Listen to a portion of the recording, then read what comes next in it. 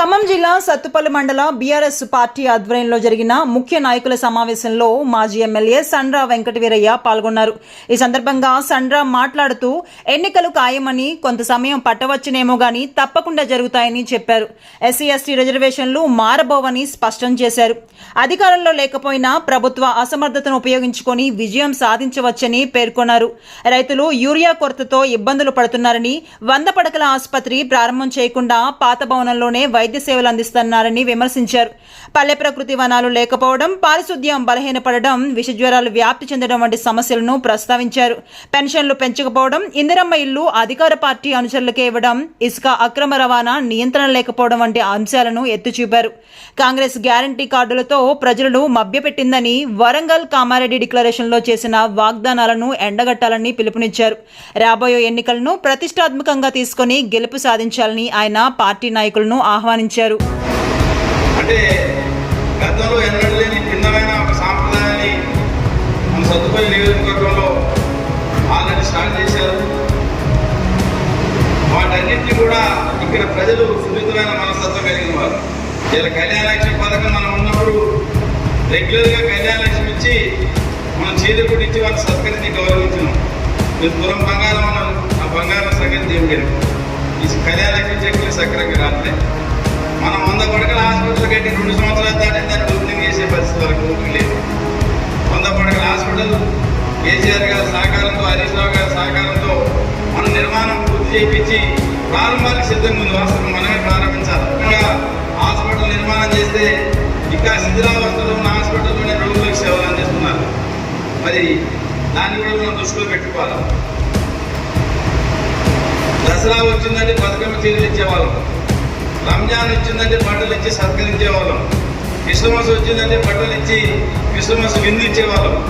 కానీ ఇవాళ ఆ బతుకమ్మ చీరలు, దసరాకు సంబంధించిన ఏర్పాట్లు కూడా సక్రంగా లేవు.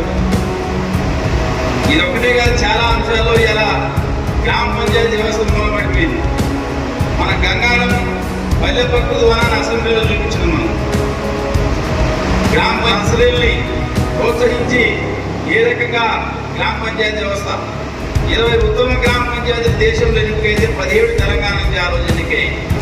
ఇవాళ ఆ పల్లె ప్రకృతి పంచాయతీరాజ్ వ్యవస్థ కుప్పకూలిపోయి గ్రామాల్లో అనేక రకాల వ్యాధులు వస్తున్నాయి, విషజ్వరాలు వస్తున్నాయి. అయినా కూడా పట్టించుకున్న వాళ్ళు లేరు. గత 2 సంవత్సరాల పైన ఎప్పుడో ఎన్నికలు పెట్టాల్సిన గ్రామ పంచాయతీ ఎన్నికల్ని పెట్టకుండా 2 సంవత్సరాలు ఆపి వైఫల్యాల మీద కూడా ఇంటికి పెన్షన్ వచ్చే వాళ్ళ ఇంటికి కాంగ్రెస్ ప్రభుత్వం అధికారంలోకి వచ్చినాక 2,000, 4,000 చేస్తున్నారు. 3,000 దివ్యాంగులు పెన్షన్ 6,000 చేస్తున్నారు. ఆ దివ్యాంగులకు పోయి 50 నెలల కాలంలో నీకు ఎంత నష్టపోయినావు? వృద్ధాప్య పెన్షన్ ఇంటికి పోయి మీరు ఎంత నష్టపోయారు? ముసలి వాళ్ళు ఇద్దరుంటే నేను ఇద్దరికి పెన్షన్ ఇస్తానని చెప్పిండు. ఇలా ఎస్సీ కార్పొరేషన్ నిర్వీర్యమైంది. దళిత బంధు పేరు మీద మీరు 10 కాదు 12 లక్షలు ఇస్తా, గిరిజన బంధు కూడా 12 లక్షలు ఇస్తానికి ఈ ప్రభుత్వం ప్రకటించింది. ఏ దళితులు 2 కార్పొరేషన్ పక్కకు పోయి ఇలా ఇల్లు ఇస్తున్నామంటే వాళ్ళు జెండా కట్టుకున్న వాళ్ళకి, వాళ్ళకి నచ్చిన వాళ్ళకి తప్ప ఆ లబ్ధిదారుల ఎక్కడో దిక్కులేదు, దివాణం లేదు. ఇక్కడ వాళ్ళ నాయకులు పంచుకునే పరిస్థితి. కానీ అదే కేసీఆర్ గారు ఎప్పుడు కూడా రాజకీయ నాయకులు మీరు జోక్యం చేసుకోవద్దు, లాటరీ సిస్టమ్ పెట్టి రాజకీయ నాయకులు జోక్యం లేకుండా డబల్ బెడ్రూమ్ ఇంట్లో భర్తీ చేస్తే ఇవాళ నుంచి విచ్చలవిడిగా తీసుకొస్తుంది. దాన్ని పట్టించుకునే వాళ్ళే. మొత్తం ఏ రకంగా వైఫల్యం చెందడం జరిగిందో నాకంటే మీకే గ్రామ ప్రజలు ఎవరు వాళ్ళు చర్చించుకుంటున్నారు. ఈ అన్ని అంశాలను ప్రజల దగ్గరికి తీసుకెళ్దాం.